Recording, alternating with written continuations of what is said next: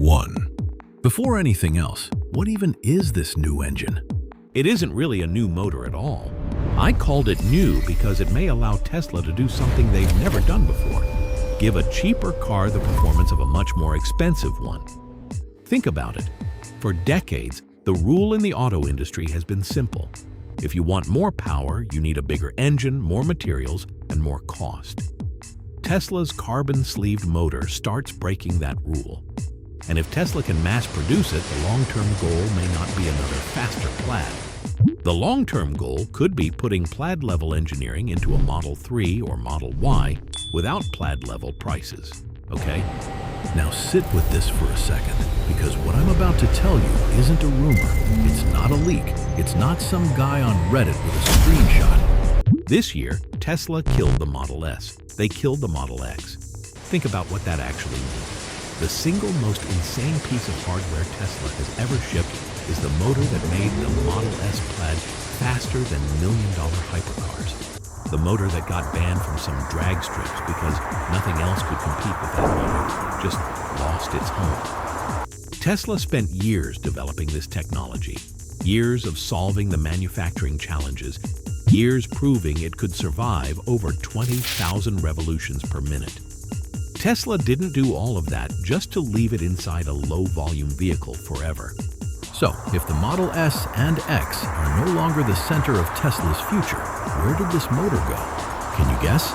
I give you 5 seconds to drop your answer in the comments. 5, 4, 3, 2, 1. And now there are only 2 vehicles in Tesla's lineup big enough to justify that move: Model 3 and Model Y. Coincidentally, 3 weeks ago, Tesla's vice president of vehicle engineering publicly admitted that, is there a possibility that we can get a third motor in a Model 3 could Plaid live on that? I mean, I think about it all the time. You heard clearly? His answer wasn't no. It wasn't, we're not thinking about it. It was, And I think about it all the time. and he didn't stop there. He named the part, out loud, on the record. He said, I think about carbon sleeves. the exact same hardware, the exact same rotation speed, 1,000 horsepower technology that used to require a 6-figure badge to even sit in. Let that land. That's a remarkable thing to hear from the person overseeing vehicle engineering at Tesla. Because engineers do not spend years thinking about technology they have no intention of exploring. Especially not inside a company famous for turning crazy ideas into production vehicles. now here's a detail almost nobody is talking about, and it's the one that should really stop you.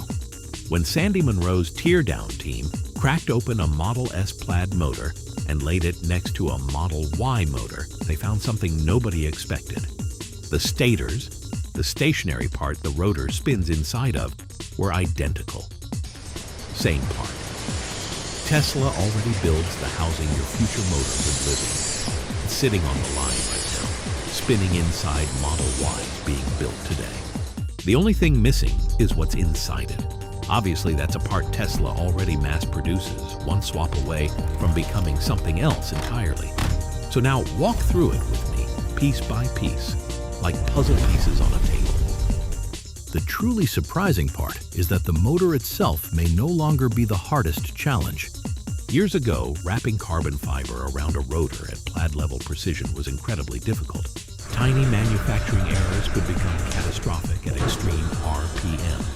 But Tesla didn't just build the motor. Tesla built the machines that build the motor. Its automation teams developed advanced carbon fiber placement systems capable of controlling tension, alignment, and consistency at a level that simply wasn't practical years ago. In other words, the bottleneck may no longer be the technology itself. The bottleneck may simply be scale. And if you followed Tesla long enough, you know exactly what usually happens next. First comes the flagship product. Then comes manufacturing optimization. Then comes cost reduction. Then comes scale. Then comes the mass market version.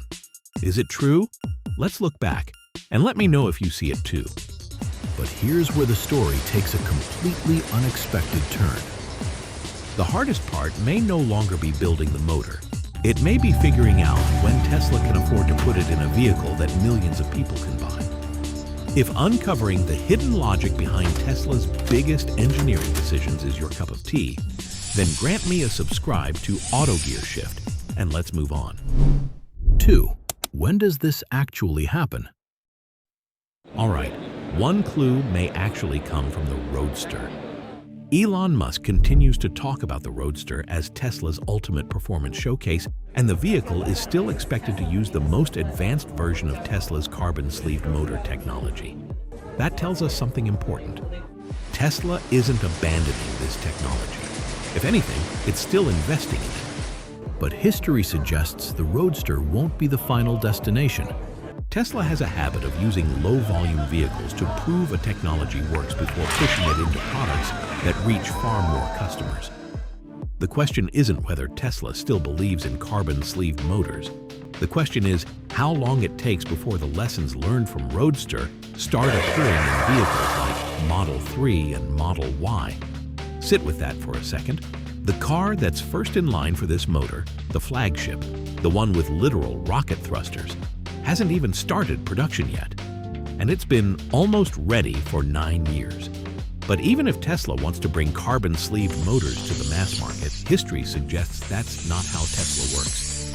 The company almost always proves a breakthrough in a flagship vehicle first, then moves it into products that sell at a much larger scale. That's exactly what happened with gigacasting, heat, pumps, and structural battery packs. Right now, the Roadster still appears to be the vehicle sitting at the front of the line for Tesla's most advanced motor technology. So before Tesla starts talking seriously about a Model 3 Plaid or Model Y Plaid, it makes sense that the company would first finish the chapter it's already writing with the Roadster. But there is another piece of the puzzle that matters even more. Packaging. Lars Moravi has already hinted that fitting this technology into smaller vehicles isn't as simple as swapping one motor for another. It requires space, cooling, and potentially changes to the vehicle architecture itself. And Tesla rarely makes those kinds of structural changes outside one thing, a major refresh cycle. Now look at your calendar. Model 3 received Highland in late 2023. Model Y received Juniper in 2025. Historically, Tesla tends to rethink the fundamentals of these vehicles every few years, not every few months. That puts the next realistic engineering window somewhere around 2027 to 2028 for something like Model 3 Plaid and Model Y Plaid with carbon-wrapped motors. Now, does that mean 2028 is locked in? No. Could Musk blow through every one of these dates the way he's blown through every Roadster date since 2017? Also, yes. But stop. If the technology is already proven, if the part is already in mass production, if Lars Moravi is already thinking about it all the time, what exactly is left to slow this down besides Tesla's own clock? Not physics, not cost, not feasibility, just time. Now tomorrow, Tesla announced a Model 3 Plaid with this exact motor. Would you actually be surprised? Or would some part of you finally go? 3. How could this adoption rewrite the EV playbook? Okay. Somewhere in the back of your mind, watching Tesla chase $2,000 cost cuts on Model 3, watching the new Model Y get called the Toyota Prius vibe online, somewhere in there, a small, ugly thought has been creeping in. What if Tesla is just becoming a normal car company now? So let's answer that with the one idea this entire company was built on. Elon Musk has one trick he runs over and over. First principles. Most companies look at a problem and ask, how has everyone else solved this? They copy. They shave 2% off whatever's already on the shelf. First Principles throws that out. It asks one question. Forget every product on Earth. What's the best thing physics actually allows me to build? That's how the carbon-sleeved motor got built in the first place. Nobody needed the Model S Plaid to hit 20,000 revolutions per minute. Musk built it because the question wasn't, what do buyers expect? It was, what does physics allow if cost stops being the excuse? That's also what made gigacasting possible. That's also what made structural battery packs possible, and it may be exactly what's happening with carbon sleeve motors. Think about the rule every EV company lives by today. If you want more range, you add more battery. If you want more performance, you add a bigger motor. If you want both, the vehicle gets heavier and more expensive.